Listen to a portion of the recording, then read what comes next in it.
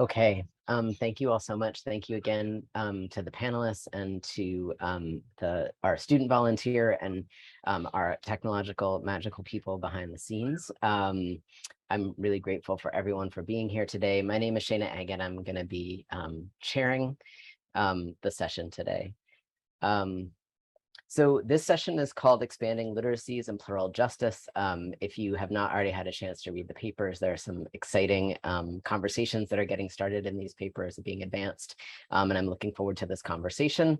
We'll be hearing from 4 authors or groups of authors, and as you all likely know by now, the format is that we will begin, we will see videos and have 5 minutes of Q&A following each video.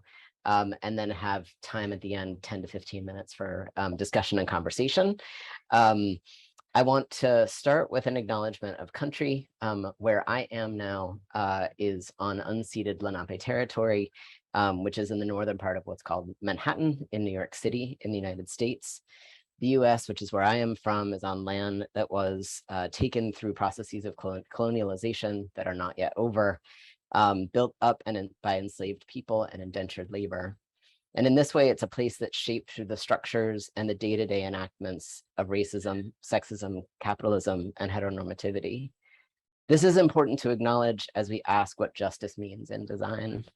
And I would say, to me, it is also important to acknowledge the knowing, making, and ongoing practices of living and shaping relationships to land, space, and ways of being together that both pre-existed and daily go beyond these violent orders.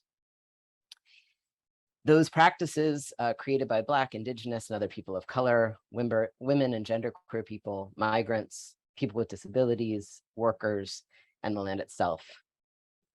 So I'm acknowledging the elders and comrades who have taught me and those who I might not have known, but who taught them, and the young folks who are bringing forward new possibilities every day. From the past, the present, and the future into our conversations. I invite you to share in the chat where you are coming from, both in terms of the land that you are on and any other positionalities that feel important to share. And while that's happening, I want to remind everyone of these guidelines for being together. We've heard them throughout the conference. And I think they're central in many ways to the politics of the papers that we will be hearing from today, about today. So please be kind and mindful of differences, as well as patient with technical constraints. I'm going to call out my own technical constraints there. Please listen deeply and participate with respect. For those of us who are on the panel, please remember to mute your microphones when you are not talking. And if you can, as we are having conversations, be careful in your choice of words. Think about making your expressions and languages inclusive. Please do not judge or trivialize others. Think and talk respectfully, and be careful with language. As much as possible, speak from your own positionality, what you know, and be anchored in direct experiences or your own observations. We will be recording this session. It's being recorded right now. And again, please feel free to take the time in the chat to tell us where you are coming from and acknowledge the traditional custodians and the lands where you are. We're going to begin with the paper, the video of the paper by Firaz Pir. And I believe that I am going to mute myself and Paulina is going to work magic.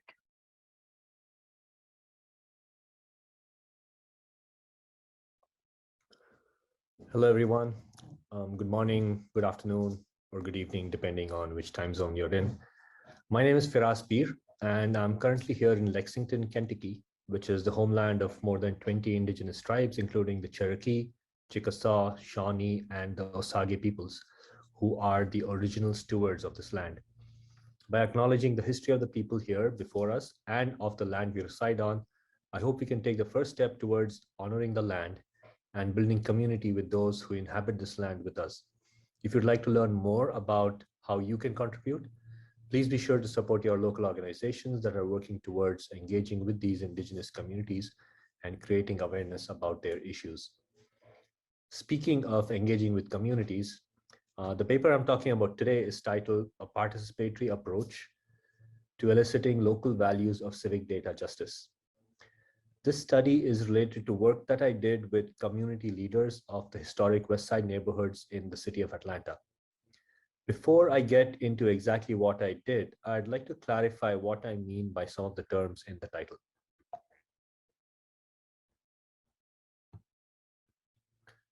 Civic data or community data refers to qualitative and quantitative data about a community and its locale that is gathered, analyzed, interpreted, and used by members of a local community.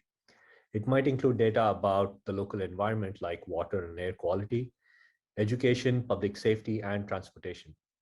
This is data that civic authorities own and make available to members of the community. Such data is becoming easily available thanks to the proliferation of the internet and the open data movement. But scholars have argued that despite the best intentions of stakeholders involved in open data projects, the process of making data open is inherently value-laden, biased, and structured to empower those who are already empowered. Injustice in, injustice out is a phrase that Johnson uses to describe open data projects that are rooted in unjust values, which then become a characteristic of the data they produce. Scholars have suggested several values that they believe are necessary for data projects to be considered a form of justice. For Johnson, data justice means addressing power asymmetries by having open access to and the ability to influence the underlying data structures, databases, processes, values, and politics that govern open data projects. For Heeks and Rankin, this would mean making the poor visible by considering structural, distributive, instrumental, and other forms of justice. Densig, Hintz, and Cable focus on data valence and ask that we consider security, autonomy, dignity, fairness, and sustainability as values of data justice. In addition to these values, Taylor argues that a vision of data justice that takes power and politics into account must necessarily also be rooted in local experience of the communities whose data we are dealing with. Taylor calls for conceiving values as local and contextually dependent, rather than global and based on a normative view of social justice. Gaining such a local experience requires engaging with communities to understand how they use the data that is being created for them. And this is exactly what I did in this study. Taking such a civically engaged approach, the question driving this study was, what are the local values that community leaders in the historic West Side neighborhoods of Atlanta prioritize in their conceptualization of data justice? To answer this question, I organized 11 data literacy workshops with community leaders from the historic West Side.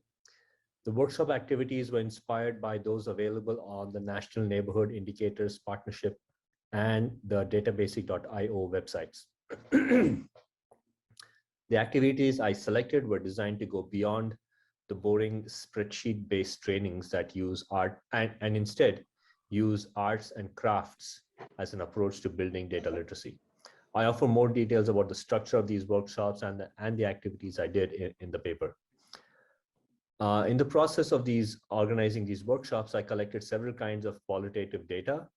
I took pictures and notes describing the artifacts that the participants created and also recorded audio of the discussions that took place during and after the activities. I transcribed the audio recordings and analyzed them using grounded theory to generate codes that finally led to identify their local values of civic data justice.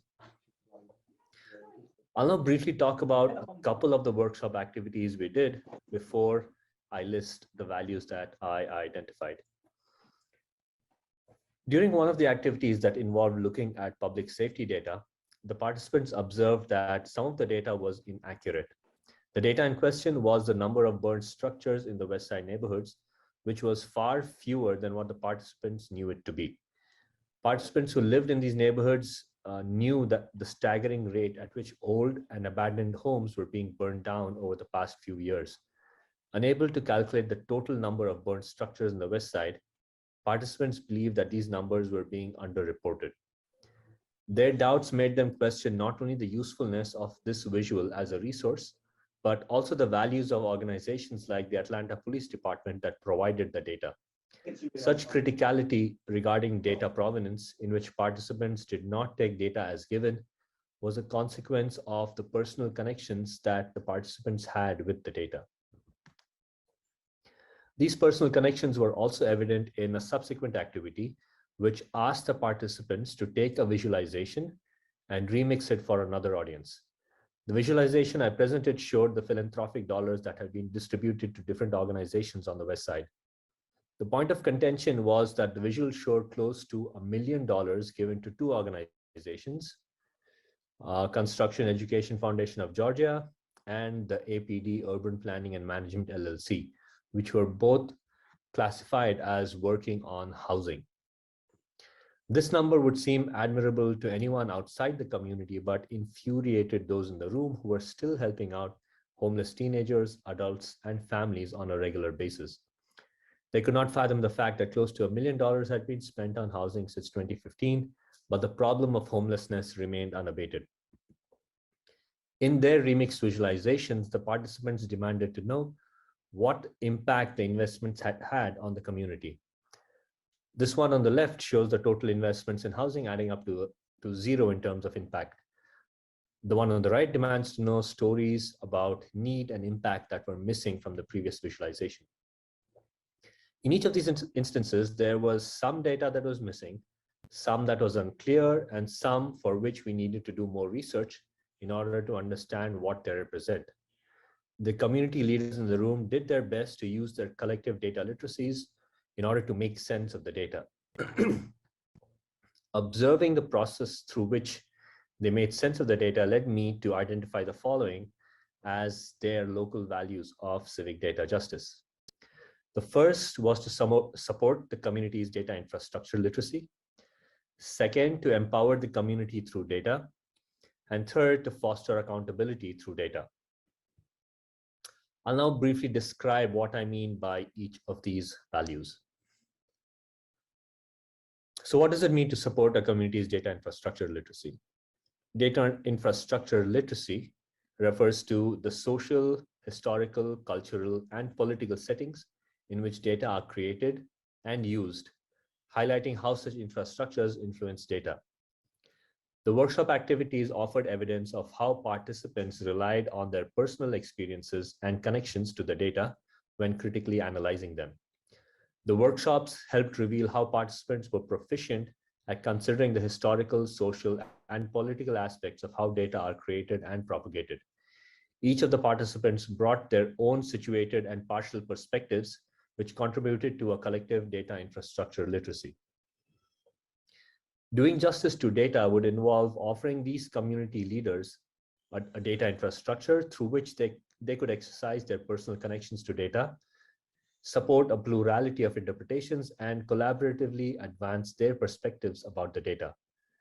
A data infrastructure that would support the ability to create alternate interpretations of data or annotate existing ones might be one way forward. Such alternate interpretations could counter outside narratives which the community leaders felt dwelled on negative aspects of their neighborhoods rather than the positive ones.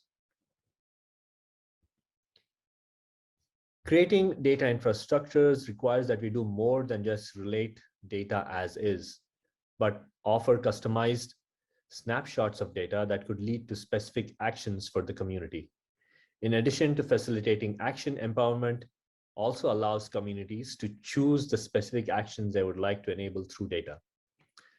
This question of empowerment becomes even more important when one considers the amount of work that goes into building, maintaining, and updating data infrastructures.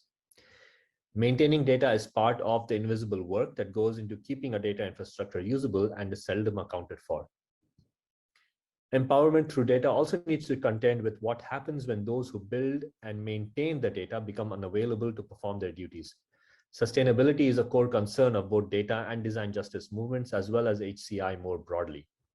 The concept of sustainability asks that we consider what it takes for technologies to continue to be used and thrive once the designer's involvement in the project ends. Designing data infrastructures is never complete and should therefore continue through use. A justice-oriented approach would require that we work towards sustainable, community-led and community-controlled data infrastructures. Empowering data infrastructures are therefore those that lead the community towards action by revealing previously invisible perspectives and being continuously available. Scholars argue that when designing for accountability, the goal is to offer communities the data and tools they need to counter being dominated by other more powerful collectives. Sasha Constanza Chalk, in their call for design justice, argues that such accountability can be achieved by the full inclusion of people with direct lived experience of the conditions the design team is trying to change. Reminding designers and developers that interpretations suggested by data are always partial makes them more accountable for what they make. Designing for accountability, therefore, asks that we create data infrastructures that are community-owned, can support their collective data literacies, help them make sense of their partial perspectives, while being transparent about the data's provenance.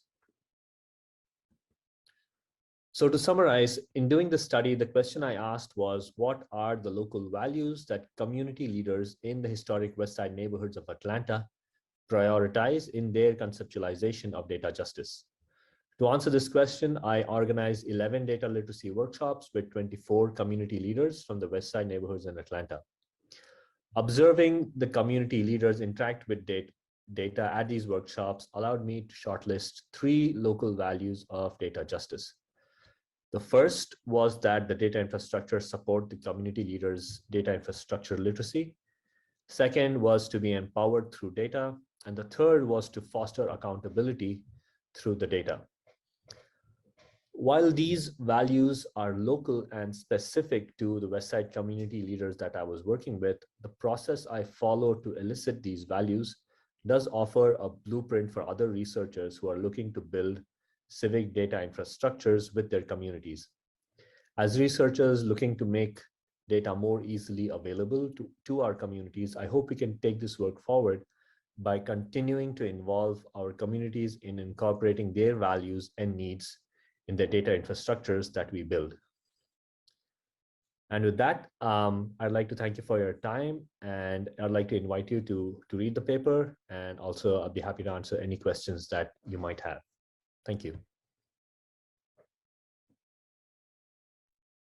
Thank you so much, Firaz. I know from experience, it's really weird to watch a video of yourself, but I am wondering if we have any questions, either from attendees or from other panelists. And if you're an attendee, you can drop it in the chat or the Q&A box, which you can find at the bottom of your screen.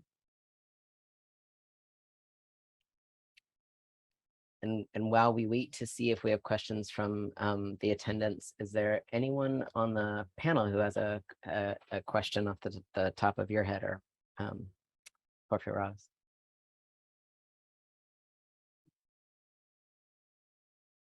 I must say that seemed a lot longer, not that I was watching the video. I feel like that's what happens with watching oneself on video. You're like, why is it 6 years from now and that's still happening? I really appreciated the distinction you made between sort of in thinking about kind of what the, for lack of a better way of putting this, sort of offering to a broader PD community or people interested in doing work like this might be, rather than saying, here are values you should value, but rather here's a way that I figured out how to learn with people what their values were. And I was wondering if you could talk a little bit more about whether you anticipated that going in, that you were going to be developing a means that you might rely on again, or that you might, teach other people to rely on for learning through practice what values are relevant in a place as you're doing work with that, with that place or that group of people. Sorry, Shana, I think I missed the middle part of your question. Could you repeat that again? There was a lot of disturbance here. Of course, yeah. So the short version is, you make this great distinction between these are values that were specific and contextual here, and that's not the, that's not the learning that is more shareable, but the thing that may be more shareable or even replicable in your own practice was the way that you came to that. And I think my question was, did you go into your work thinking that the second thing, a way of generating an idea of values with people, would be the thing that you were going to learn or make together. Yeah, that's a great question. I wouldn't say that was the goal when I started off. So the process that I used to investigate the data was based on this toolkit that folks developed. So Yanni Lukisas, Catherine D'Ignazio, and her colleagues, they developed this a data toolkit that basically is used to understand where the data come from and understand what kinds of stories the data were meant to say versus what kinds of stories we are trying to say with the data. So that was something I intentionally used, and it's kind of a way to get at data ethnography, where you try to understand the stories behind the data and not just the numbers behind them. So I would say no. When writing this paper, I think it just so happened that I realized that story is more important to say, because when working with different communities, you will obviously come up with different kinds of local values that are prioritized by these communities. And I think I felt like what was more important, again, based on the literature around data and design justice, was to offer ways that other researchers could replicate this kind of work with their own communities, which is why I felt this would make a great contribution over here to the PDC audience, who I think in general are looking to do that sort of work. Thank you so much, Firaz. I think that distinction about kind of not this my language, right? Not methods, but sort of tools that allow us to think about how we enact the values that we have, perhaps as practitioners, right? How do you enact the value of being located in a particular place? What does it mean to generate things collectively in the moment of the work, as opposed to arriving with those assumptions? I think it's just it was very interesting, and I think helpful to see, for me, to read that focus in your paper. We have another couple of minutes if there's one other question or comment before we move to the next paper.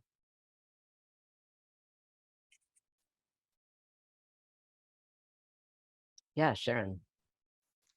Hi, thanks so much, Firaz. I really enjoyed your talk as well, and I can see a lot of resonance with some of the work that we've been doing. And I mean, I don't know if I have a clearly articulated question, but I'm just kind of, I guess I'm thinking a lot about workshops as method. I mean, we use workshops as well. And I suppose, I mean, maybe I missed it in your talk, but maybe you could just give a bit more context about your engagement with the community, because I think that's so important around these workshop practices. Yeah, I agree. I didn't go into too much detail in the talk, but I offer more details in the paper. So these were workshops that were done in community locations. So I did them in the community libraries and another shared space that was offered to us by some of the community leaders there. And it was structured so we had four workshops with one group of attendees. And the idea really came from the residents and the community leaders themselves, that they needed. So there's been a lot of data that's been generated about these about the West Side community, because again, this was once a thriving neighborhood, which then fell upon hard times in the recent economic depression and stuff. And then there were a lot of people who were interested in making a quick buck because the community was on the cusp of revival. So there was a lot of data being generated at the expense of these community leaders and residents. So these residents really wanted a way that they could understand what's happening with the data and speak back to it. So it was in that context that there are a number of organizations that are working with these community leaders, and one of them proposed to create this data dashboard that would include all of this data about the community, like their demographics, education, transportation, public safety, and all of that, and in a way that would be more accessible to these residents and community leaders and serve their needs rather than serve the needs of outside organizations. So it was in this context that I proposed these data literacy workshops as a way to help these community leaders make sense of the data that's being put out for them, so they could talk back to it and create their own data stories and advocate for themselves. So the activities at the workshop, like I showed, included some activities with arts and crafts to kind of change things a bit, and also included activities with this data dashboard itself. And it was through these activities and doing that we had these conversations and breakdowns that I talk about in the paper as well. I hope that answers your question. Again, there are a few more details that are in the paper and that. Yeah, that's great. Thank you.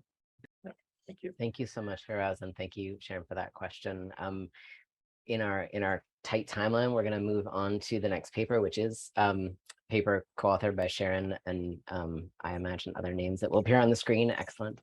So we'll get into that video now and have another 5-minute Q&A afterwards. Thank you. Everyone, welcome to my PDC talk on our paper From Publics to Counterpublics, Designing for Autonomy, which I co-authored with my colleagues Dr. Anais, Carlton-Parada, Victoria Gerrard, and Dr. Pandora Syperek, as part of the Counterframing Design project, which commenced in 2020, which I lead and is funded by the UK Arts and Humanities Research Council. I'm a senior lecturer in design innovation at Loughborough University in London.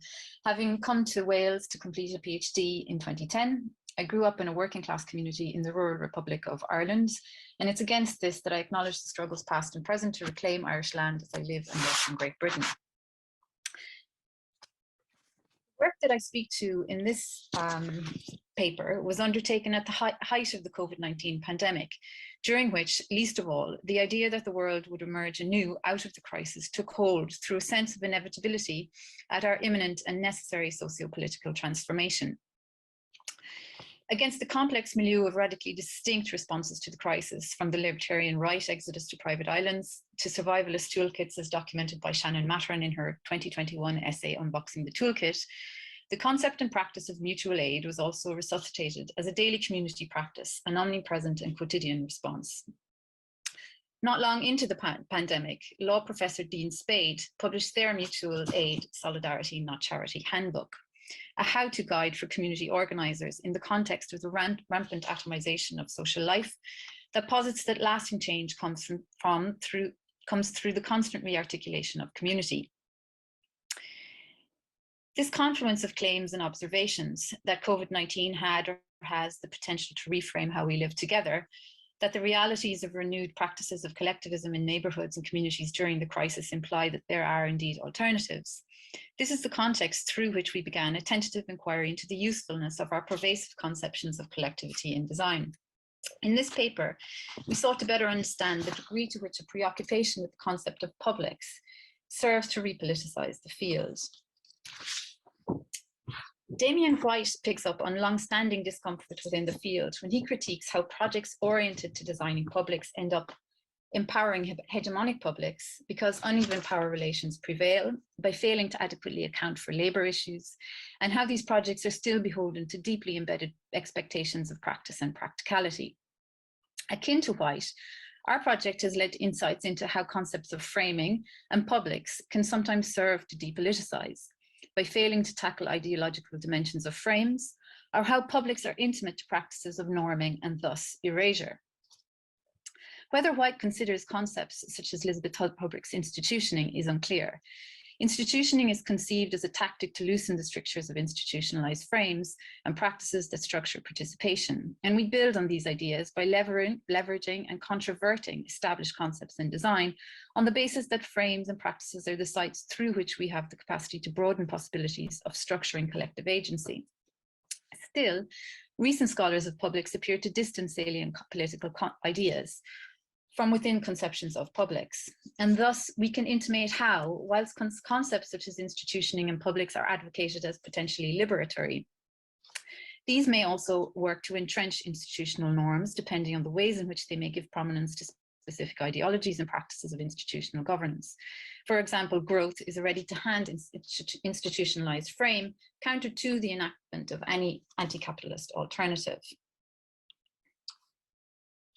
Contrary to the tendencies towards sorting others through representation, counterpublics are distinguished by scholars as sites of alternative culture where active participation rather than ascriptive belonging prevails.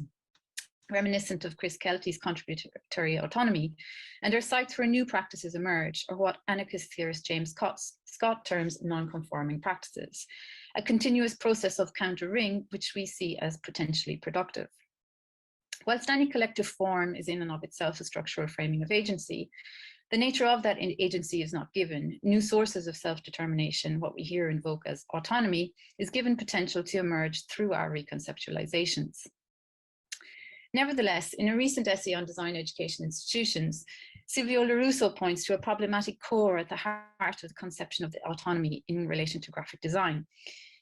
As graphic designers as autonomous critics, on account of its potential exclusion of complexity of how we live together. But this attributes the concept of autonomy to individuals, where our point of departure should be sociality, all the way down to draw on that infamous anthropological metaphor. So our premise is that whilst the construction of new institutions demands new practices and forms of participation, alternative conceptions of collectives, such as Counterpublics, where such new socio-material and non-conforming practices are often expressed, can be revelatory for a critical and participatory design theory practice. To this end, our design research sought to engage communities in a process of complicating public discourses to ultimately reveal insights on the complex relationship between norming and subversion evident within oppositional public discourses, as well as how co-optation and flattening of potentially non-conforming and thus radical counter-institutional practices occur. Specifically, our design research was conceived to leverage countering as a continuous tactical practice to complicate discourse and precipitate insights on activist practices where radicalism and autonomy may be germinated. Our research draws on an amalgam of critical discourse analysis, situational maps, interviews, and an object cartography workshop conceived to identify prescient discursive frames being used within the field of new economy.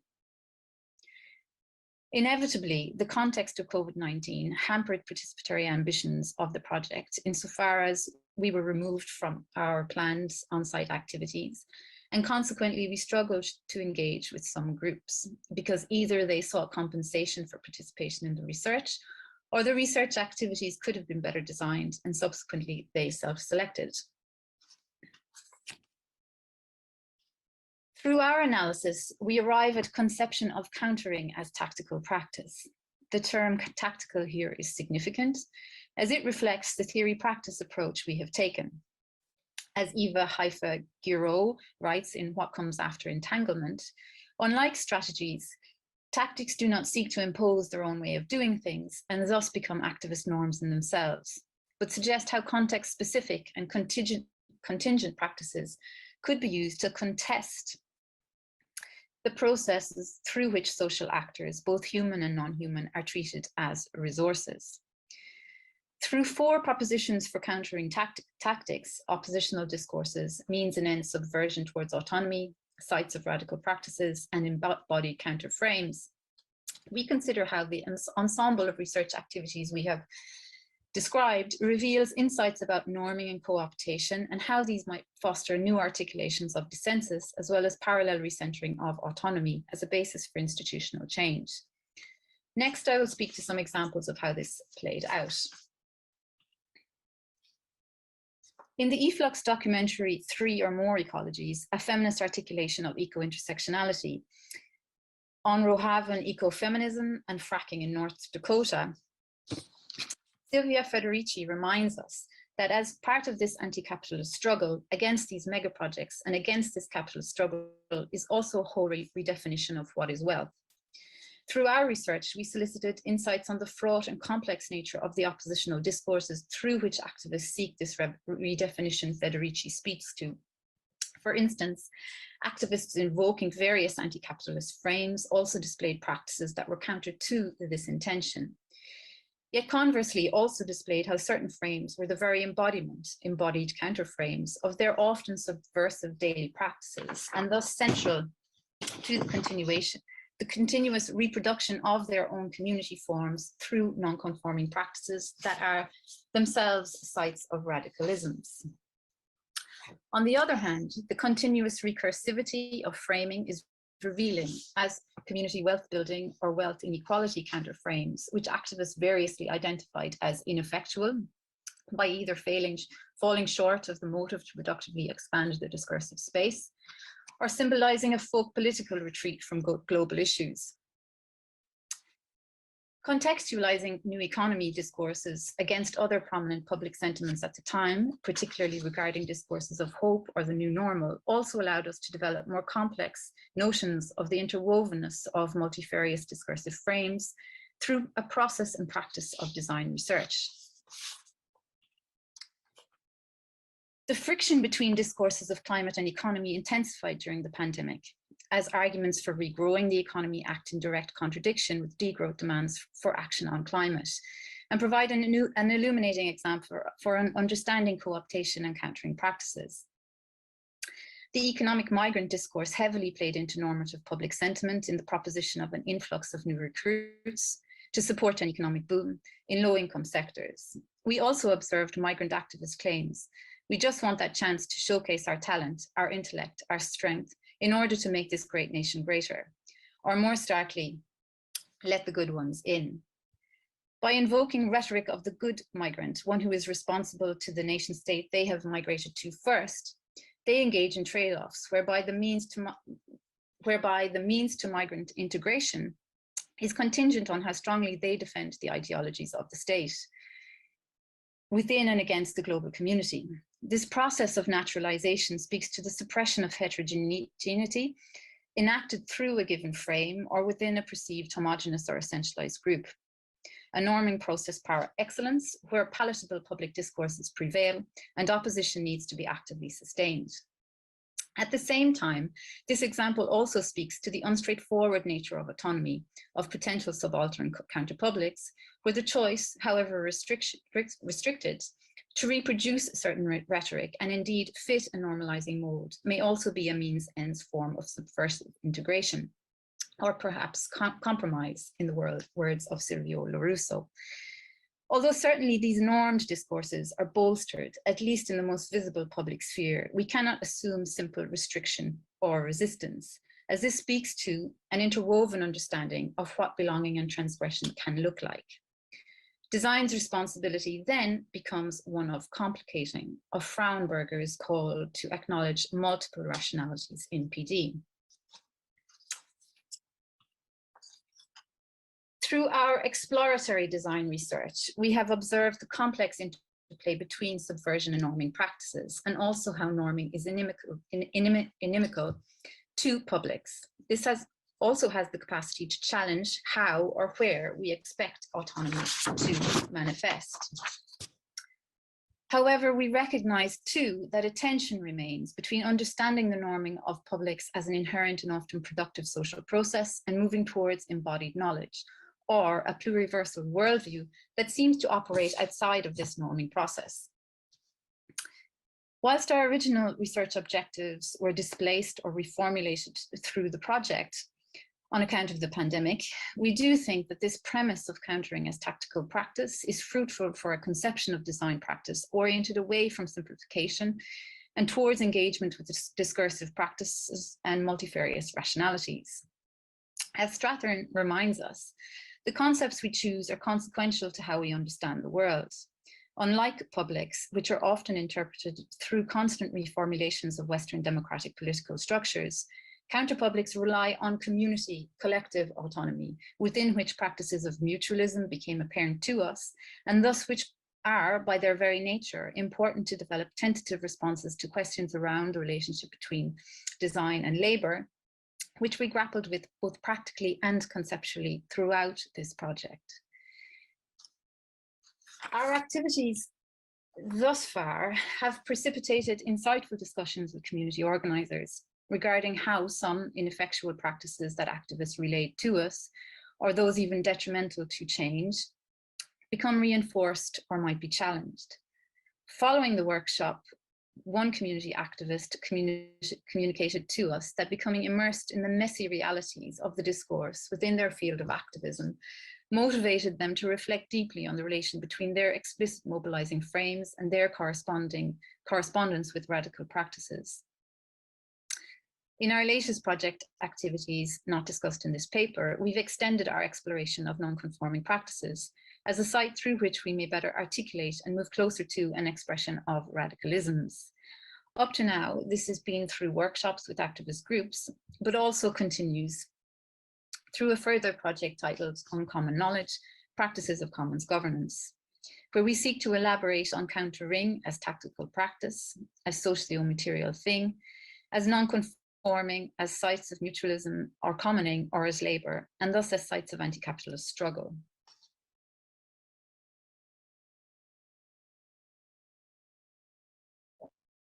Thank you so much, Sharon, and to your co-authors as well.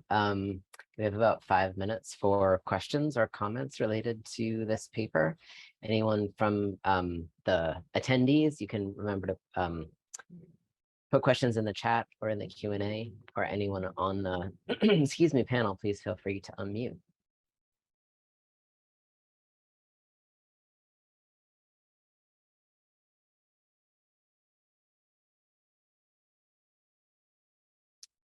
Sharon, there's a question here from Ahmed Ansari. Hi, Ahmed. Ahmed asks, how do you see navigating and negotiating the heterogeneity within polities?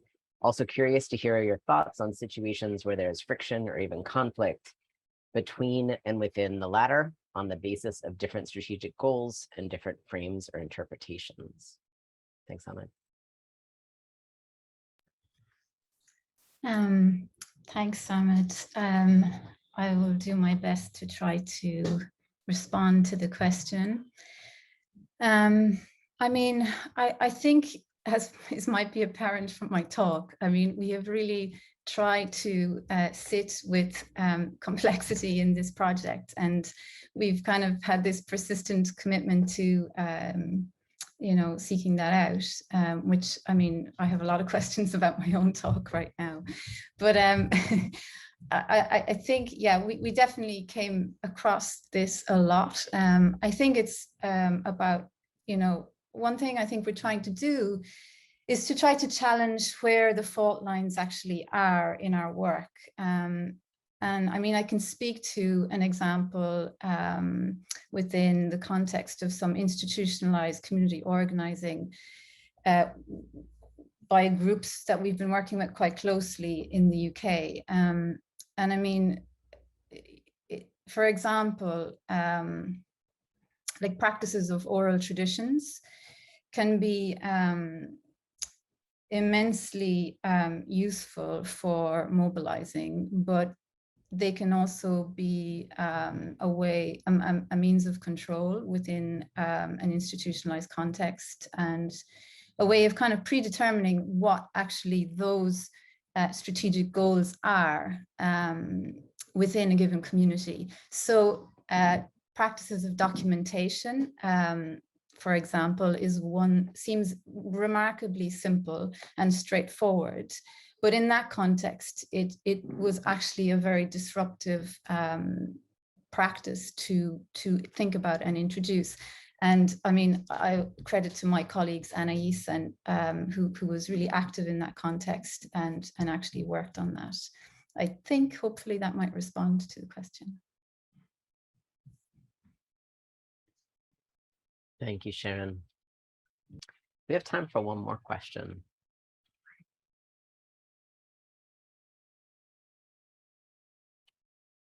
And I'm gonna take my facilitator privilege and just ask it because I'm unmuted, unless someone else is getting ready to unmute.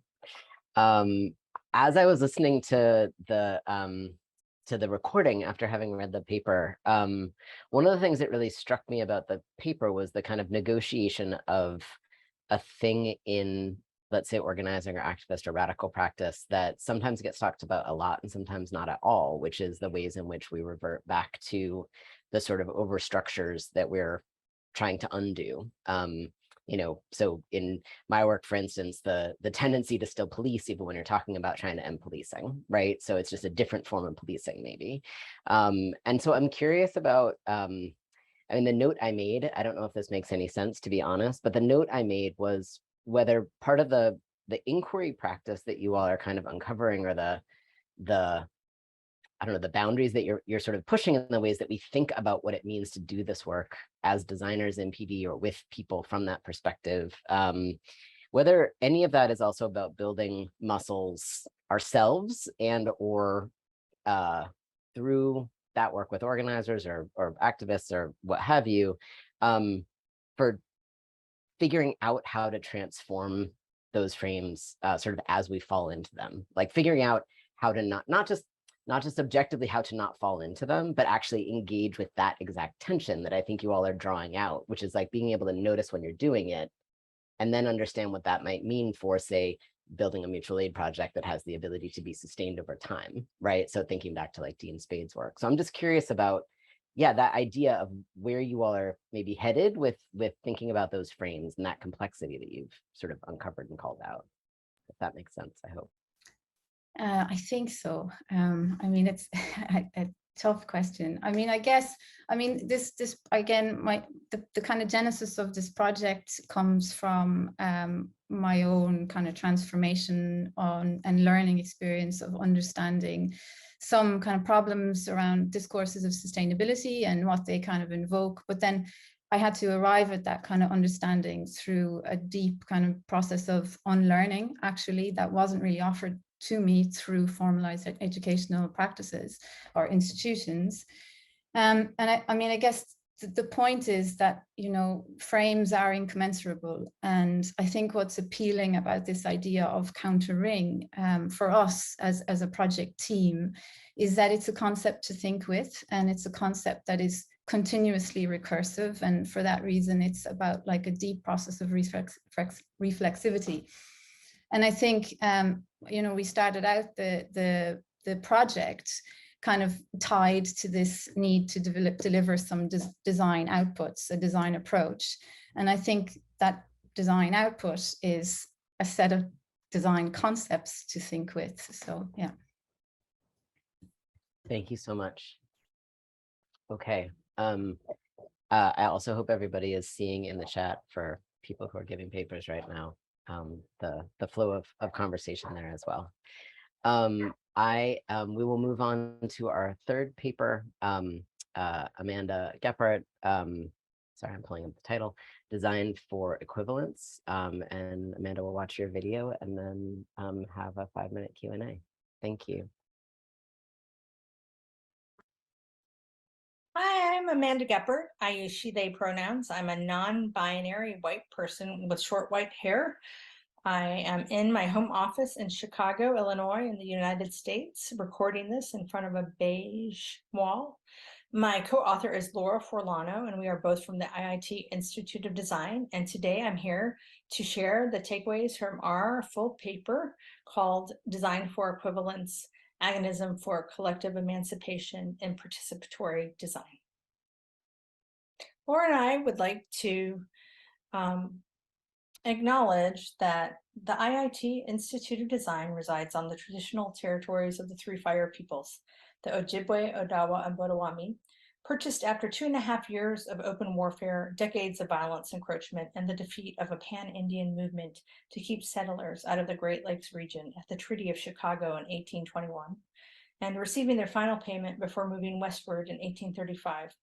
The area was also a site of trade, gathering, and healing for more than a dozen other Native tribes. The state of Illinois is currently home to more than 75,000 tribal members, and the Chicagoland area is currently home to one of the largest and most diverse urban Native communities in the U.S.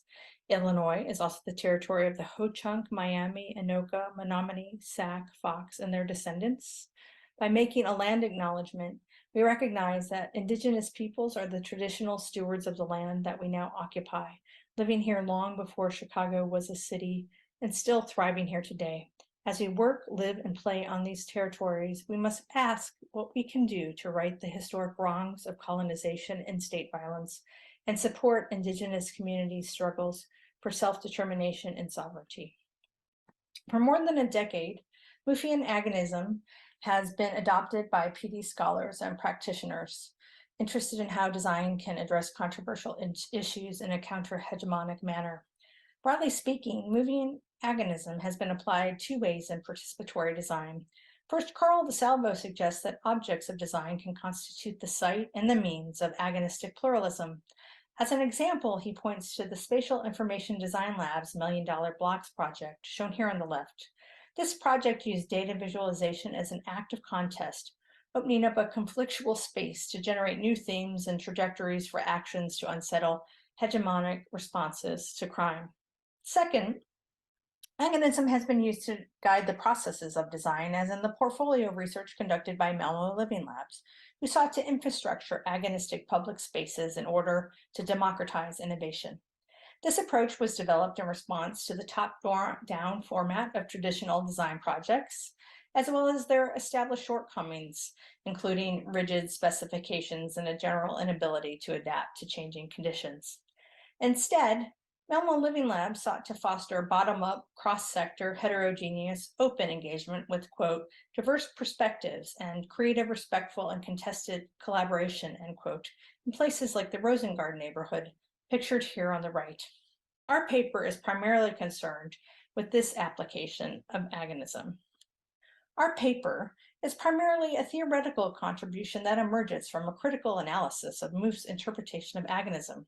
We argue that a key construct of Mouffe's theory, the chain of equivalence, has been absent PD formulations of agonism that seek to create counter-hegemonic and emancipatory responses to complex social problems.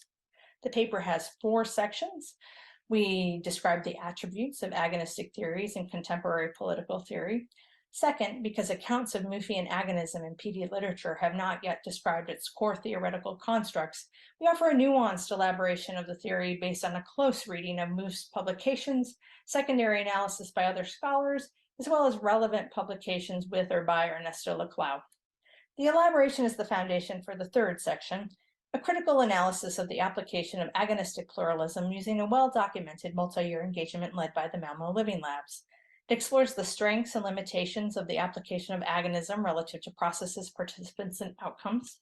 And lastly, drawing on 15 years of design research in public health, adolescent sexual and reproductive health, and violence prevention with systematically excluded individuals. Design for Equivalence offers a set of provisional, pragmatic guiding principles for PD processes that challenge social and structural inequality by creating alternative formulations of the common good, strong enough to counter power. We will discuss the main theoretical points next, which we hope will spark your curiosity enough to read the full paper. According to Wenman, agonistic theories share 3 attributes. First, they address the politics of diversity and the range of actions and kinds of initiatives available to concretely situated subjects to create a common society through specific formulations of constitutive pluralism, which recognize plurality as under continual threat from demands for homogenization. Second, agonistic theories have a tragic worldview, recognizing conflict, suffering, and strife are endemic to social and political life, not merely obstacles on a path to reconciliation. Wenman suggests a Foucauldian reading of agonistic contest reveals the centrality of human agency to contemporary agonistic democracy. Foucault states, rather than speaking of an essential antagonism, it would be better to speak of an agonism, of a relationship which is at the same time mutual incitement and struggle, less of a face-to-face confrontation that paralyzes both sides than a permanent provocation. Wenman argues this characterization of agonism recognizes the human condition is not entirely bleak, because it acknowledges the relationality and the capacity of humans to challenge the forces that try to govern their lives and affect their behaviors. Lastly, contemporary agonists share the belief that alternative modes of disagreement are available as constructive forms of rivalry and contest for adversaries, but they differ about what those modes include. Mouffe suggests rationalist efforts to achieve consensus without exclusion signify the eradication of, quote, the political, that is, the eradication of the many forms of antagonism that are inherent to human social relations and determine our ontological condition. Mouffe warns that by negating antagonism, consensus making elevates the potential for antagonism, or as she says, the return of the political. This results in the constant possibility of physical violence, sometimes associated with the politics of fundamentalism, extreme forms of nationalism, ethnic conflict, and terrorism.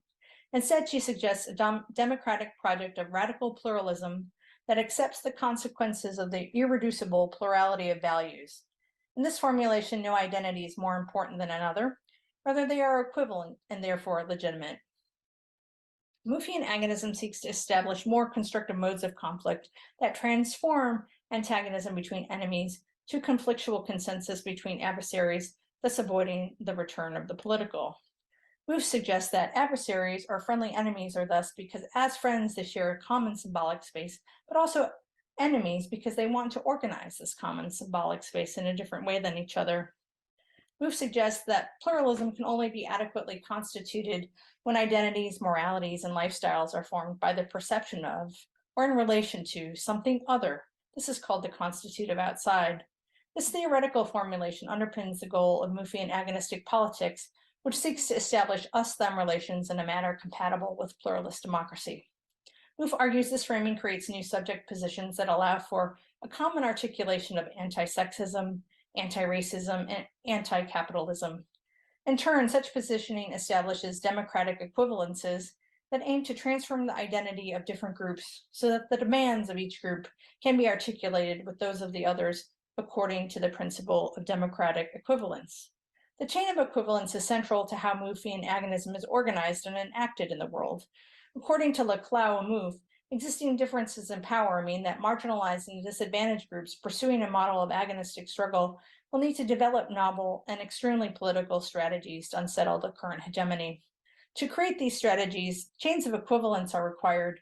These are movements comprised of allied groups seeking extensive transformation of existing power relations.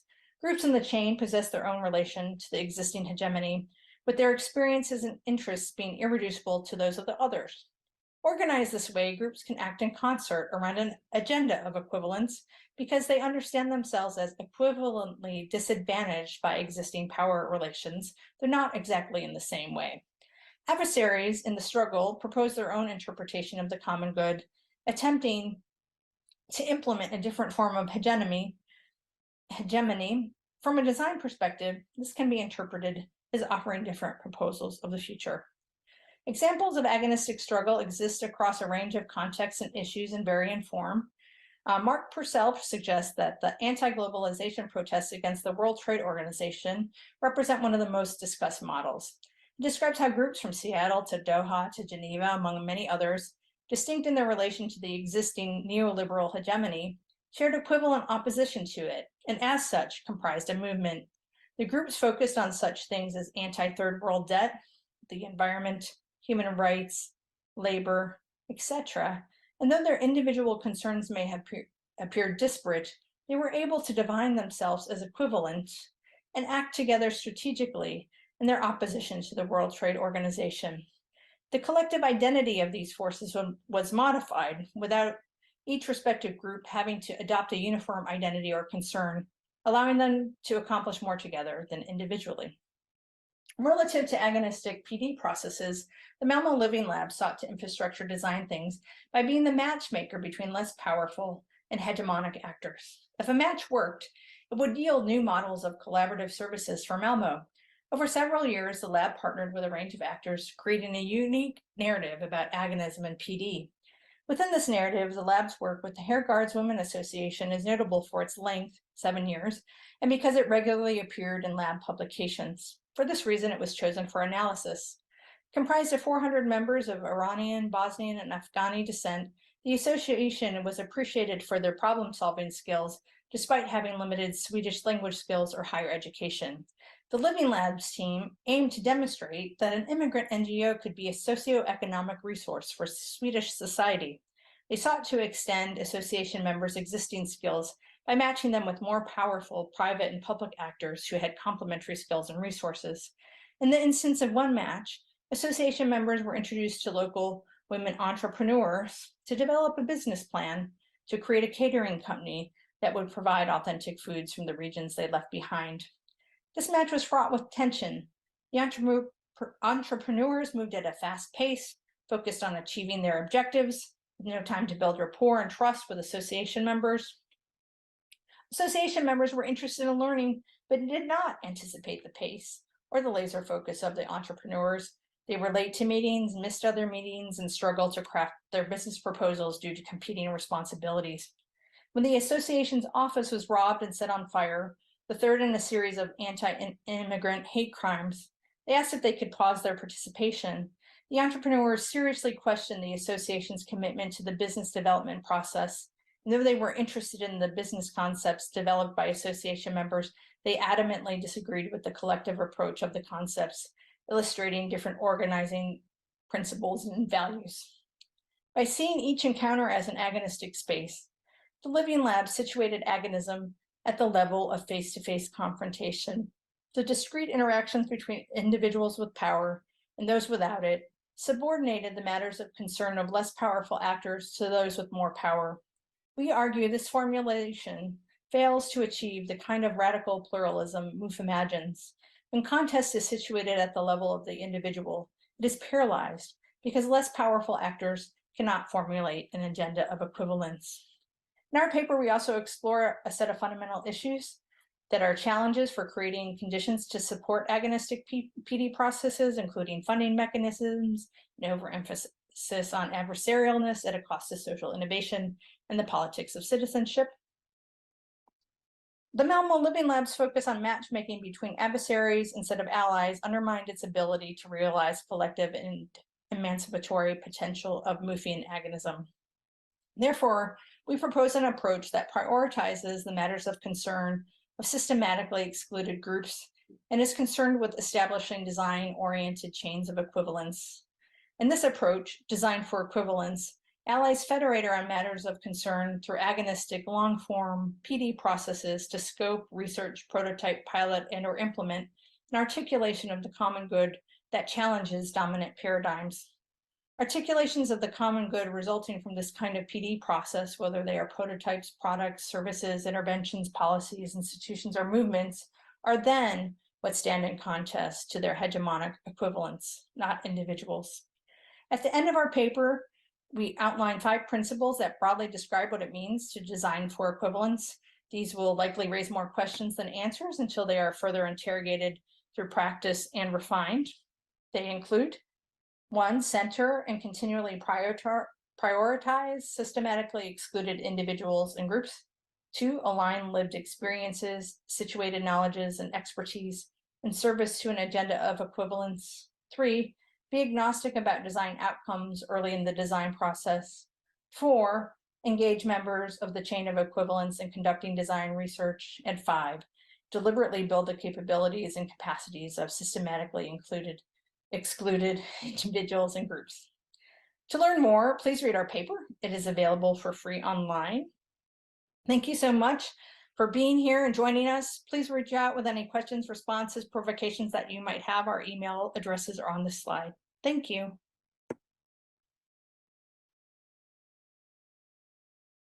Thank you so much, Amanda.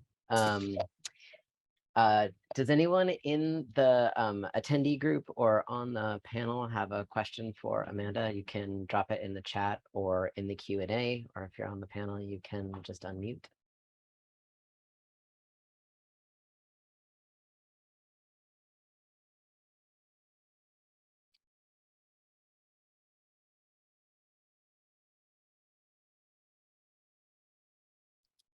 So Amanda, I can jump in while other people are thinking.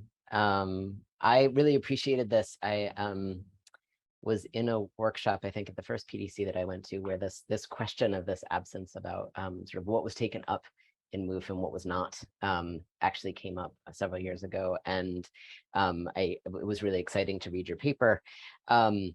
I'm curious, and I fear always that I'm not asking the right design related question, but the one of the things that really stood out to me in sort of bringing front and center this idea of the chain of equivalence and thinking about that in sort of establishing, for lack of a better way of putting it, design relationships, so to speak, was the concept of coalition, which has a really sort of similar idea, right? So I was thinking of this as I was looking at your graphic of, you know, these very differently situated groups of people sort of fighting the WTO in a particular moment. And I guess I'm wondering if you have any thoughts on what that notion or that idea of coalition might mean in participatory design specifically. Like, is it a different way to think of ourselves as designers? Is it useful? So yeah, that was my question. So just to recap, how might I think about relative to this paper, coalition? Like a chain of, yes. And actually it's kind of frustrating because this paper, there wasn't room for cases. And I know the reviewers were very frustrated by that too, but I also didn't want to do the cases a disservice.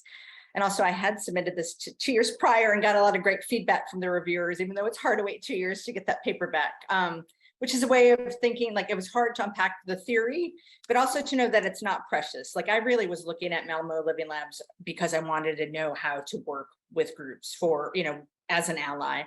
And so I think from my work, which isn't in this paper, my idea about thinking about a chain of equivalence as a coalition is really trying to understand, like, I don't think we can like truly balance power relations, right? And I'm also more in a space where I am, like, I have a job where I have to have a design outcome that is a working thing. So like, how do we bring together people in a process that's long, but not too long, but also really allows a space for people to think together. And more recently, I've been thinking with this book called Elite Capture by the philosopher Olufemi Taiwo. And it's really like, for me, a coalition is like, how do we bring together people?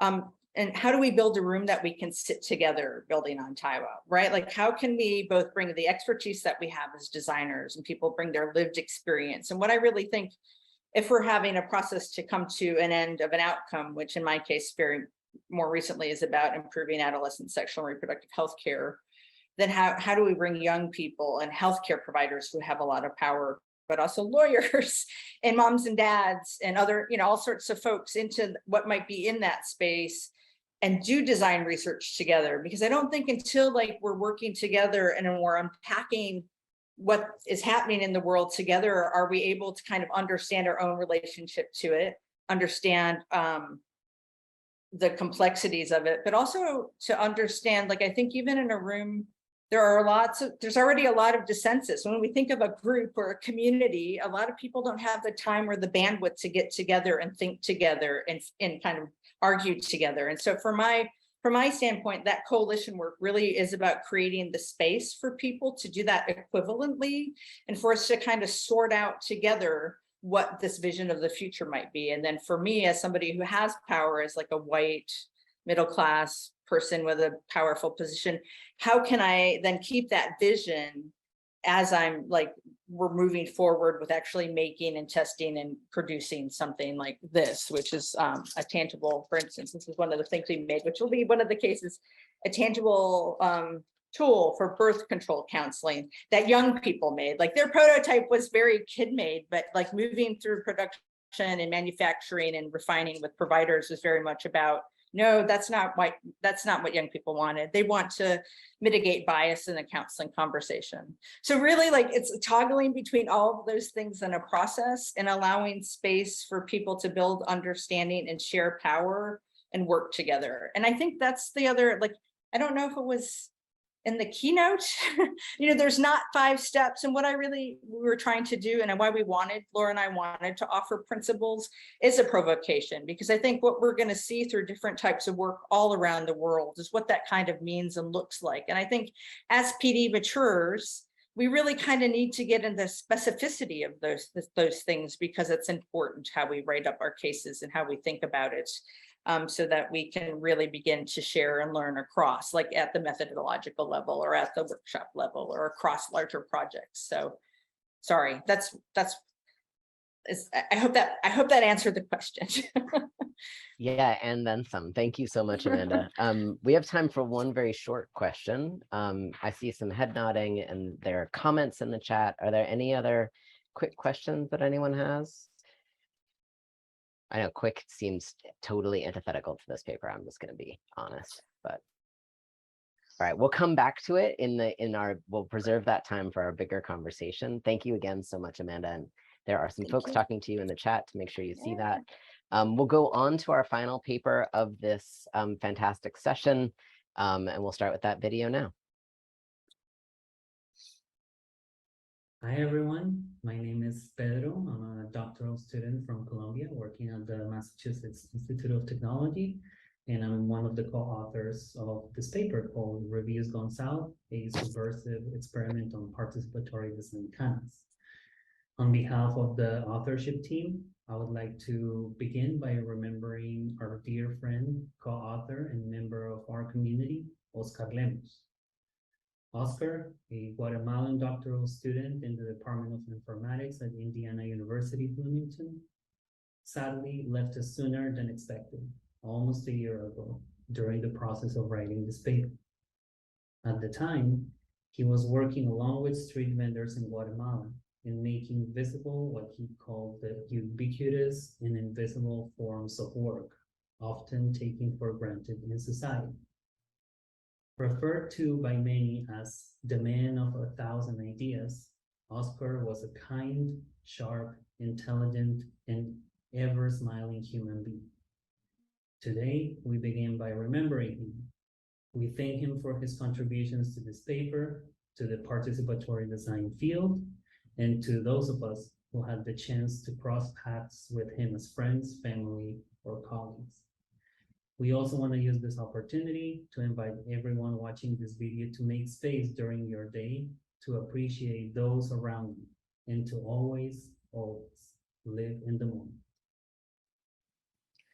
Hello, my name is Claudia and I am an informatics PhD student from Colombia working at the University of Illinois in Urbana-Champaign.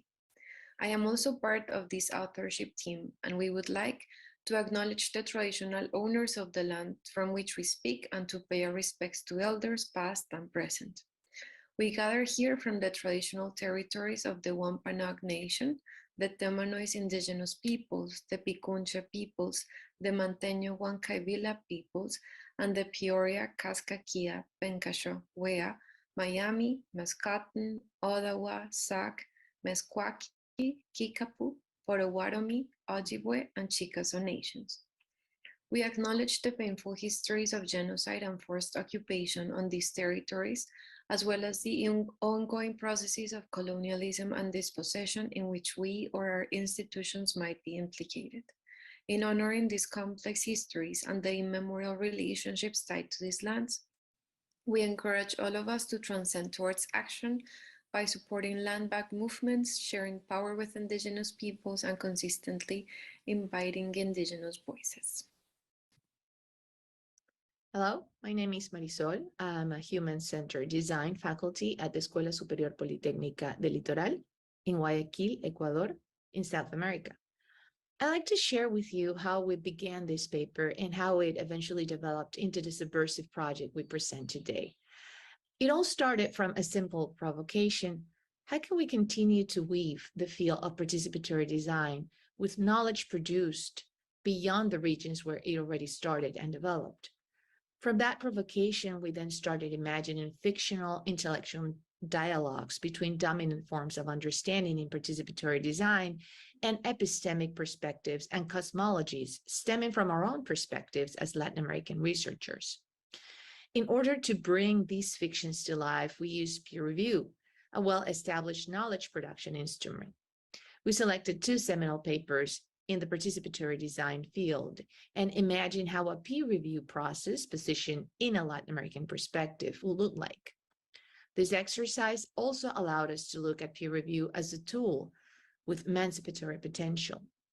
Our work makes 2 primary contributions.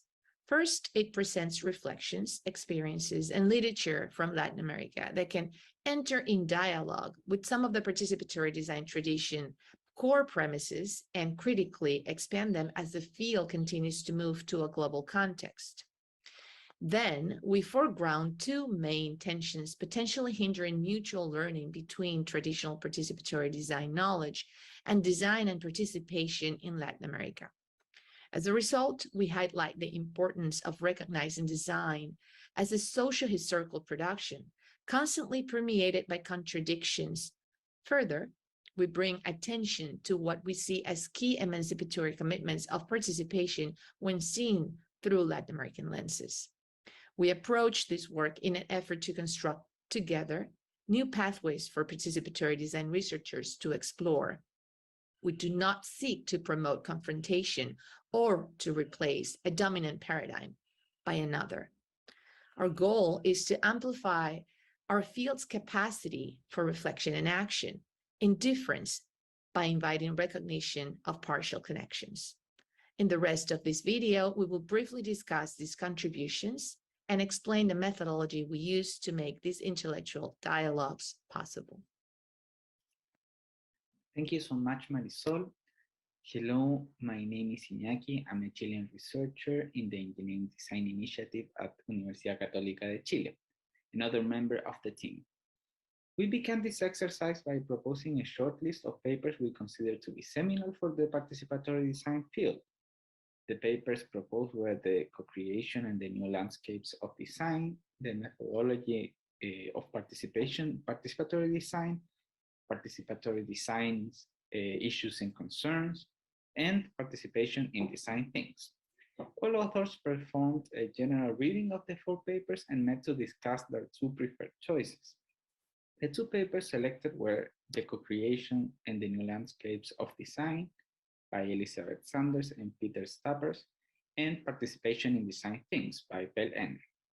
We then assigned 4 authors to act as reviewers of these papers and 1 author to act as area chair and meta reviewer. The area chair sent a message to all 4 reviewers with access to the 2 papers and instructions for sending reviews. As mentioned in the introduction, one of the goals of this work is to explore the emancipatory potential of peer review. Established as a gatekeeper mechanism, peer review can factor into how dominant traditions of knowledge become cemented. In an effort to reform peer review and prior to selecting authors' roles as reviewers or AC, we developed 5 key guiding principles for reviewers to follow. Citational justice, that is, understanding that citing may reinforce epistemic authorities over time, as well as make certain research invisible. Epistemic justice, recognizing that knowledge exceeds the Western understanding of the world and that the character of the world is fundamentally diverse, and thus a plurality of knowledges is needed. Emancipation. We aim to question what our knowledge and practices do for the liberation of communities and the overcoming of all logics of oppression. Relationality. Conceiving peer review as a relational process across time, space, and difference. A commitment to listen generously to contribution, to honor authors' time and dedication, and to provide spaces for meaningful and respectful interaction.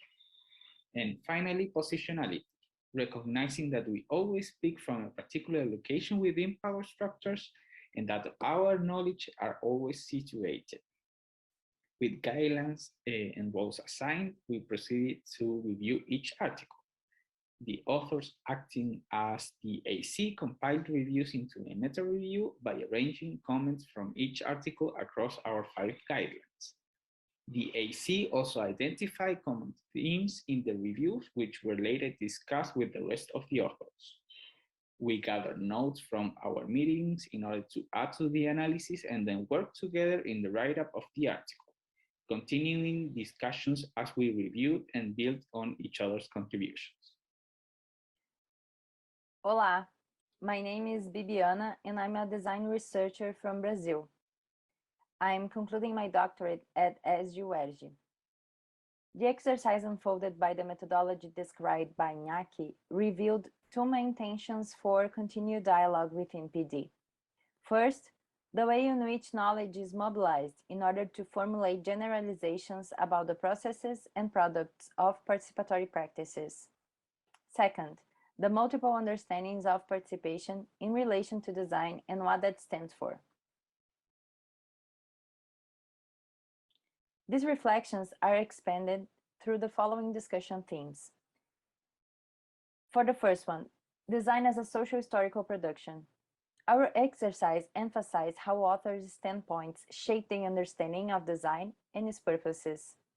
By shifting to Southern perspectives, the reviews question assumptions about the imagined public and goals of design, and highlighted the need to pursue the radicality of what design and participation can entail in those diseños otros. Looking at design from Latin America South shows the need to expand the sites where we consider design and to understand design as a human concern in our existential dimension. In this sense, the design space is always permeated by political, economic, social, and cultural contradictions. These conditions directly impact participatory design efforts in Latin America by organizing the material and cultural life of peoples and ecosystems. It is in the interplay of all these forces and within these struggles that design as a social historical production of materialities may also happen in Latin America. Our reviews always led us to a reflection about the emancipatory potential of participation.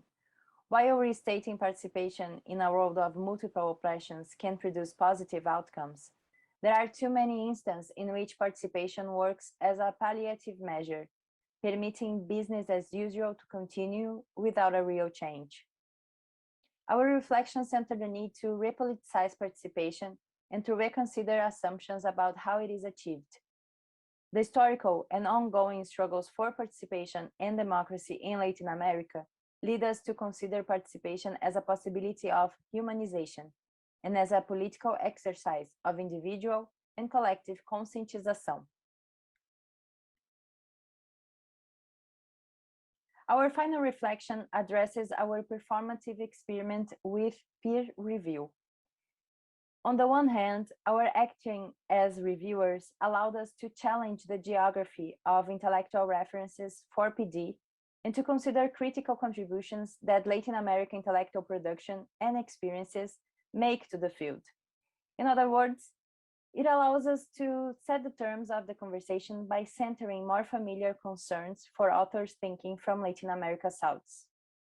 On the other hand, we find that the current version of this exercise holds too much commitment to the traditional peer review process, which limits its subversive potential to reimagine peer review as a relational process. We end up by echoing feminist calls to consider what deep engagement with intellectual production from the South might look like in PD, and propose solidarities across borders as a productive lens by which we might look at the issue. In this paper, we explored a mode of engagement with foundational literature within participatory design from our standpoint as Latin American researchers. We did this by using a fictional and performative enactment of peer review, in which we centered Southern perspectives in the peer review process, grounded in our own experiences. This positioning revealed numerous tensions, complexities, and paradoxes in peer reviewing. In trying to engage with these intricacies, we proposed an alternative framework for peer review based on 5 guiding principles: citational justice, epistemic justice, emancipation, relationality, and positionality. We then used this framework to review 2 prominent works in participatory design. This dialogue manifested the importance of understanding design as a socio-historical practice with all of its political, economic, social, and cultural dimensions. It also led us to assert the need to extend the notion of participation as an emancipatory principle. Design, following Freire's terms, can serve as a tool to contribute to the liberation of oppressed and oppressors. While faced with the multiple tensions and contradictions while practicing peer review under the 5 principles we proposed, we recognized an opportunity for peer review to be reimagined as a relational process within PD. Further work could extend our critical approach beyond conventional peer review and into new forms of knowledge validation in academia and beyond. Our work also leaves us with some limitations. First, the potential contributions from Latin American epistemologies and authors to participatory design that we invoked were not aimed at producing specific guidelines or toolkits for translating them into specific design tactics or materials. We focused our call to action on revisiting the peer review conventions in order to make them more self-aware and inclusive of others' epistemic practices and intellectual landscapes. Therefore, we fall short in translating these ideas into design action. Although we assert that concepts ought to be considered practical tools in that they mediate behavior and social relations, We agree with Freire in that emancipatory praxis involves both reflection and action. Second, our work highlights differences between Latin American participatory traditions and hegemonic understandings of participation while treating differences as a dialectical process. Our goal was to critique in order to expand and complement, not to replace one hegemonic positioning for another. We simply reassert here the fact that there is much to learn from Latin America. Further work should advance more nuanced exploration of the differences and similarities of participation between participatory design classics and Latin American contributions, as well as the nuances and differences across Global South perspectives. Thank you all for watching our video. We look forward to engaging in discussion with you further during the conference. Thank you all so much. And with us on the session today are Claudia, Bibiana, and Pablo. So I imagine you all can field questions together. I was just going to do something, but I can't remember what it was. Oh, start my timer. Are there questions from the attendees or from the panelists? We'll spend 5 minutes and then we'll go into the bigger conversation.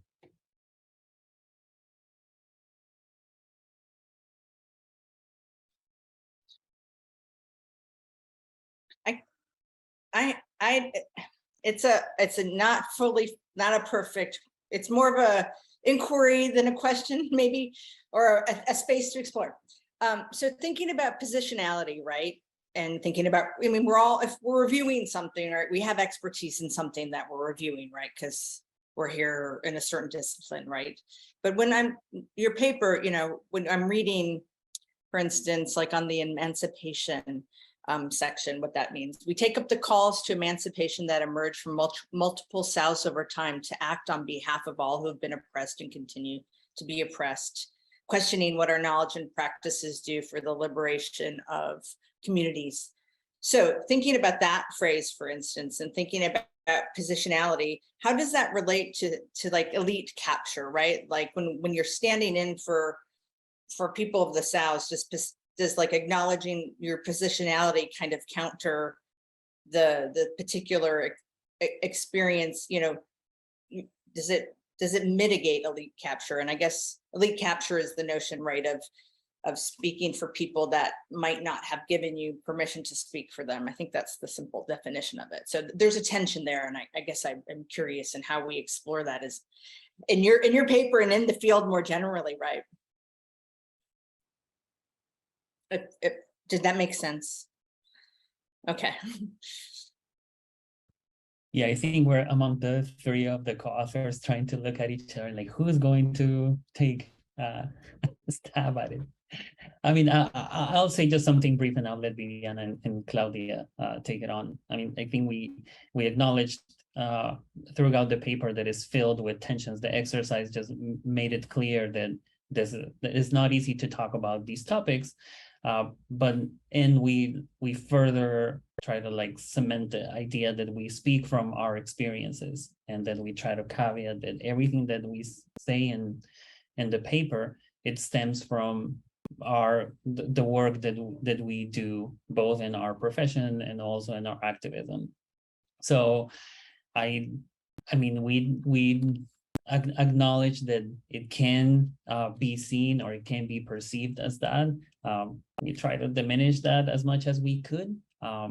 So not to speak for others, but rather, you know, like root that into what we had collectively experienced in our practice.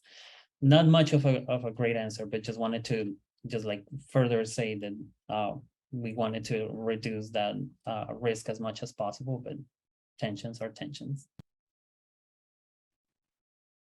I could add to that, maybe. Thanks, Amanda, for the question. So maybe by giving some context to why we decided to write this paper, and I think it attended to concerns about, you know, the geopolitics of knowledge, particularly as PD moves to a global scenario, and as we perceive this, you know, traveling to South America and encountering, you know, historical notions of participation and empowerment. And so we wanted to write about that from our positions, right? But of course, in that work, we also acknowledge how we ourselves participate in that geopolitics of knowledge. And we write a bit taking from the cautions of Silvia Rivera Cusicanqui about how concepts might be selectively appropriated, by academy or by other concepts,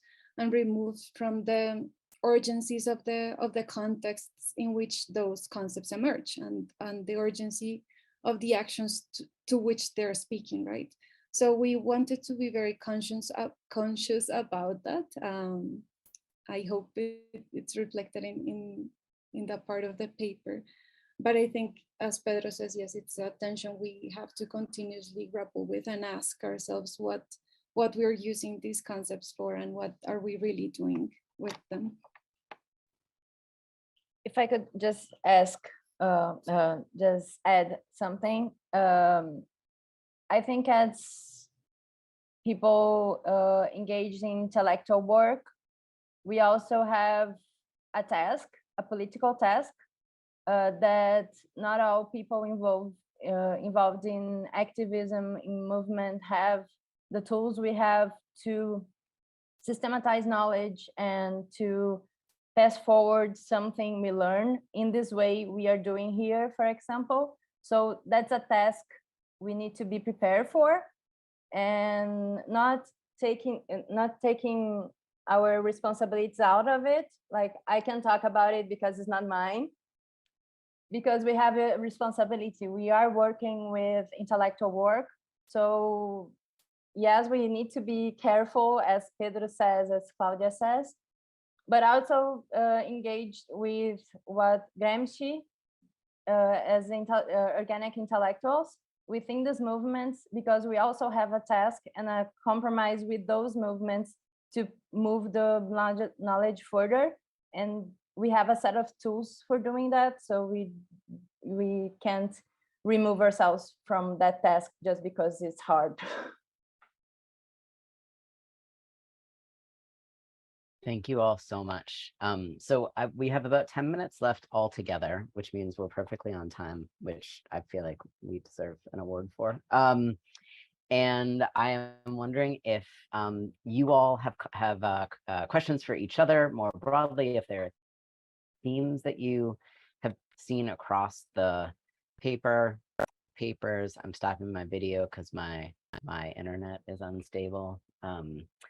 So you can have that cat for a little while. Or if there are any questions from the attendees who are here. So let's just give it a second, unless someone has a burning something on a of the panelists, of the authors, please feel free just to unmute and jump in.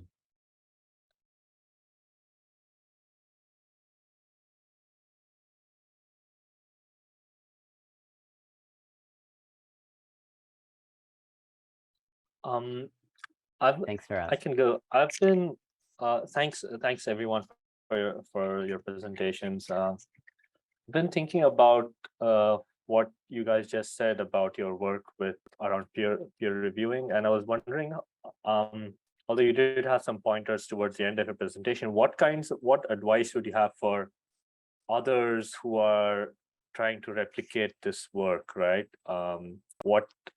Do you have a vision for how you would like to see this work replicated, or replicated at all, in their own fields or in other types of scholarship?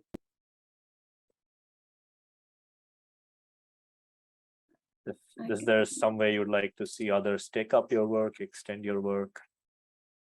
Yeah, I can start. So I think it was very exciting to, in a way, subvert the historical logics of who gets to review who, especially in the context of our conference, who is, inviting more and more diverse voices. So that was very interesting. But of course, as we mentioned at the end, it really falls short because, for example, we realize that relationality cannot be prescribed as a principle, right? So thinking about how we make knowledge crafting, including, knowledge validation, that in our case is peer review, different, so that we can really engage in conversations across multiple differences and, you know, become different knowledge crafters. I think that's where I would particularly like to see it go.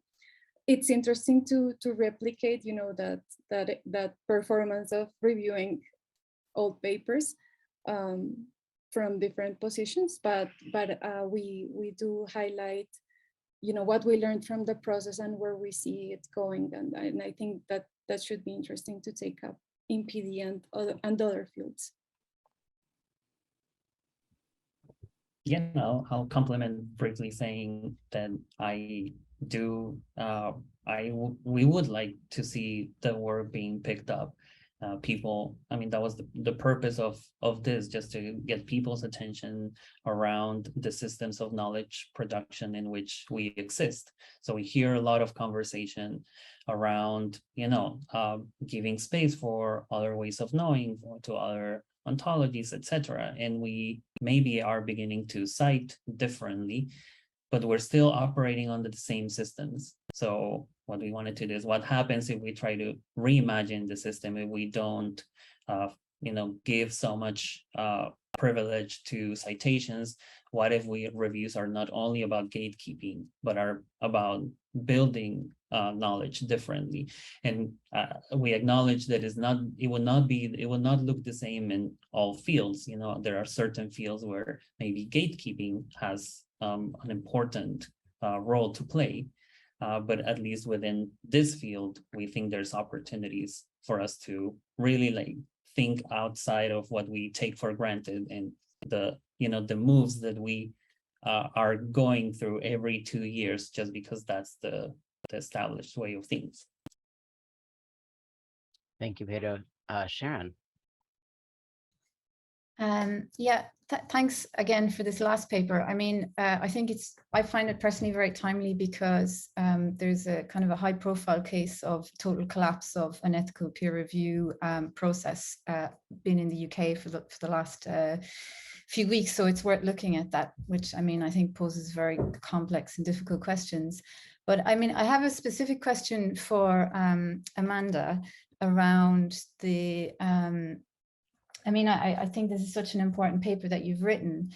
My question is about the kind of idea that in Wong-Villacrés, they're really focused on understanding the kind of deep contextualization and the discourse operating at any given time and forming subjectivities.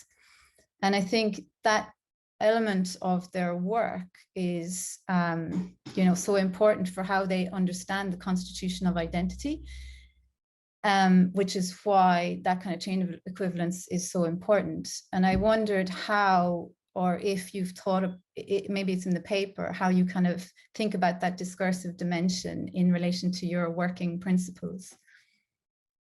So going back to the formulations is kind of what you're focusing on, right? Like how people are that us them, but it's like when you're in the us them and how you're constituting that, like Muf is saying, that you don't come to that space with an identity, it's formed through that experience, right? So I really go back to the three, like relative to doing those formulations and doing design in a coalition or in a chain of equivalence, right? Like I really go back to these three guiding principles of participatory design that I learned in the doctoral colloquium, which are having a say and not just a voice, mutual learning and co-realization, because I really do think there's something around those constructs that's super powerful, and that they each have a continuum, right? And how they're constituted in a process.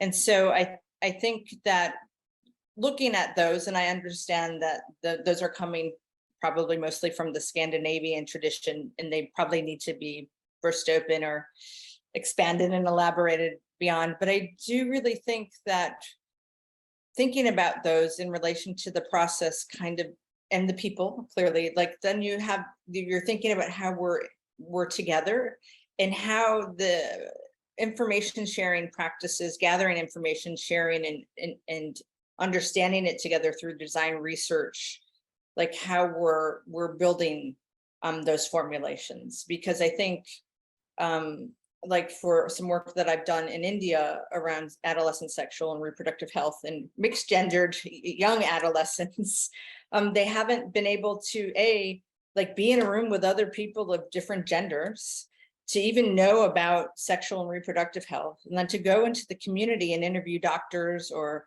the police who work on things like, what's it called? When people like basically catcalling and other kinds of public incidents of, there's a word for this, and I'm sorry, my vocabulary is lost me, but when you get into those moments of understanding that you can change that, like those are how we're formulating ourselves in terms of being in the room together and designing, but how we are in community outside of the rooms. And so that's a complex, but the simplest answer I have for this moment, and I'll stop now, not to take up too much space, but does that make sense?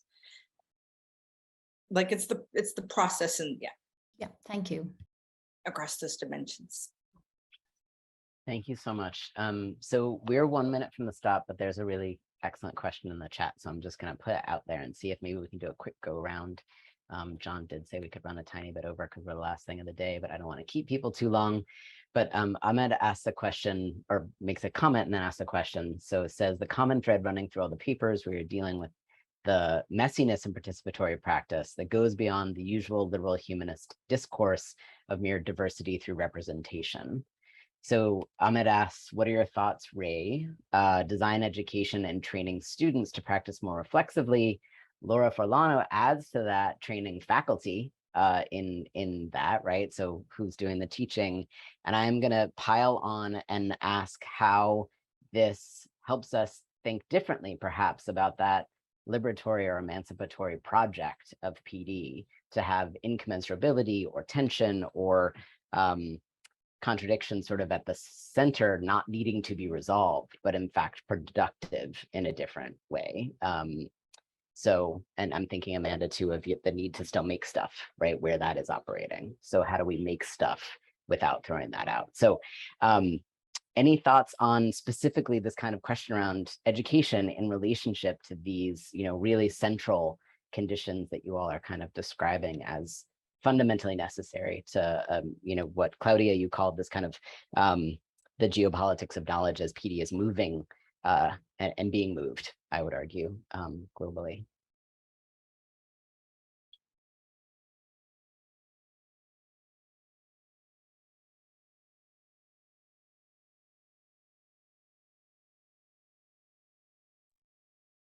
I can take it first. Oh, Claudia, you go. Okay, no, I was gonna say, right, because I am a teacher, but only partially, but I maybe taking up from popular education and also really great teachers that I've had who teach through practice. I think that's really amazing, because it's not the same to say, be empathic or be relational than to show how to do it. And I think dealing with time in knowledge production and in academia and in school is really important, because you cannot really stop to think about what you're, all these amazing and incredibly complex problems that we're dealing with when you have to, run to the pace of, the schedule or whatever. So if we as teachers, educators, and communities could, make some space to stop or to slow down time, I think that would be great, so that we could, find ways to build all these collaborations, solidarities, etc., with students and among us. Yeah, I agree with Claudia, and I think my take on it is at least what I've seen, also like partially teaching as a way to bring this to my peer students, has been that lived experience is probably the most powerful way for people to act reflexively. And lived experience on these issues is hard to bring into the classroom.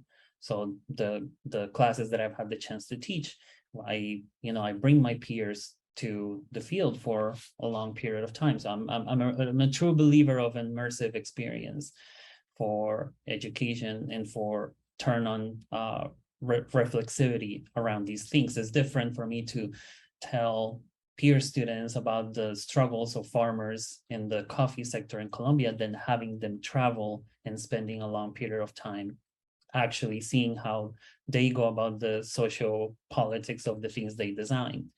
Now, I know that it's not, I can do that because MIT is it's a very rich institution, but you don't have to go as far as Colombia. I do it because I'm from Colombia, but I see people doing the same thing, collaborating with local communities. You can do this just by looking at your neighborhood. And then the other part of this is I see some professors here at my university trying to act upon this, but I still perceive a little bit of ego where they want to be the ones that are bringing the change and they want still to be the stars. And I think that it's it makes it very difficult. So in the courses that I facilitated, I led communities to be the teachers. And I made the case that they are as knowledgeable as the professors that these students are seeing in an institution like MIT. Bibiana, and then if anyone else on the panel wants to. I think Amanda opened her mic before me. Yeah, I saw. Amanda, you muted yourself again. Were you Oh, gonna... go ahead if you have a new point, Bibiana, like totally go for it. I'll be a little, I was gonna be a little redundant, so go for it. I was just thinking that design regards itself much upon Sean, reflective on action, reflecting in action. I'm sorry, Portuguese, English, I don't know which one to use. Muito legal. But if we think about practice in Paulo Freire's vision, it has a much more political view on reflection and action. So it's something that we need to be careful with, because not every reflection upon action is the same. And what we take into account to reflect on action, it's important. And another thing that I would like to add to what Pedro and Claudia said is that we should focus also on the learning that are not technical issues in design. For instance, a couple of years ago, I was teaching a class on design and anthropology, and the final work was not about the work itself, but what have you learned about the other people and learn about yourself during this process.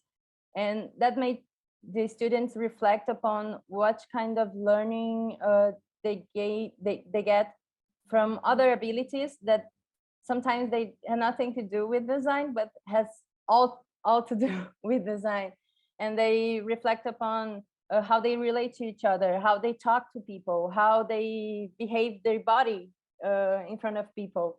And I think that's very important if we want to engage in a relational process of education that it's concerned more about who we are while we are being designers than what we know as designers in a technical manner.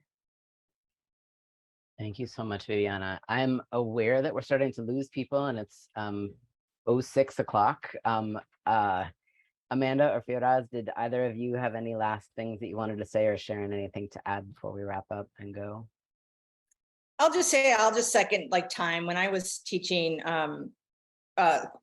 workshops for graduate students. I just, what I was able to negotiate was for a year-long project, so that, you know, like they want you to teach certain things, but the project doesn't work in those ways. And so I think thinking about how in some instances with this work, we create the conditions for the work to happen and the learning, because I think I work in very multi-year relationships with the same community, and it's not going to be a 6-week process. We're going to have something for you. So I do think there's a lot of work to be done about how we structure education and how we reflect, but also like, I also am a public health person, my second career, this is my third. I think like, what does it mean to do no harm? It really hurts my soul. And I know students have the best intentions when they're doing things in the community and then they do something really awful. And it's just hard to be in that moment with people I've been working with for, for many years in advance of this work. And so I think, like, how do we think about doing that well, right? And not having students learn at the expense of other people. I don't know if that's the right way to say that, but I'll just leave it at that. Sharon, did you just unmute? I did. Okay, please. Maybe just a brief comment that, something I'm thinking about a lot lately is, our modes of critique within our discipline, which, I think modes, yeah, I think we need to do a little bit of work on that front, because there have been in the past a kind of a deficit of critical scholars leading, I suppose, design studies. Now, of course, we have some of these people in this room, thankfully, that we can turn to and look to and learn from. But I definitely think there are some realms where our practices of critique need some reflection. And then I also think that, of course, the political economy of education is really difficult in the UK, and these things feel almost insurmountable. But I do think also that there are particular sites within our HE institutions, publishing houses and things like this, that where we can actually make small changes that are quite significant to addressing this question. Thank you so much, everybody. So I am mindful of time, but I am also inspired to say, based on what Firaz put in the chat, what everyone's raising, is that somehow we have to find a way of a panel about education at PDC in a couple of years, because I think this is raising really, really critical questions also about practice, right? And thinking about teaching as a practice, if we think about PD as a practice, grounded in exactly what you all are raising. So all of this to say, thank you so much to all of you for your incredible papers and your thoughtfulness and your ways of talking with and across one another's ideas. I really, really feel so grateful to have been a part of this.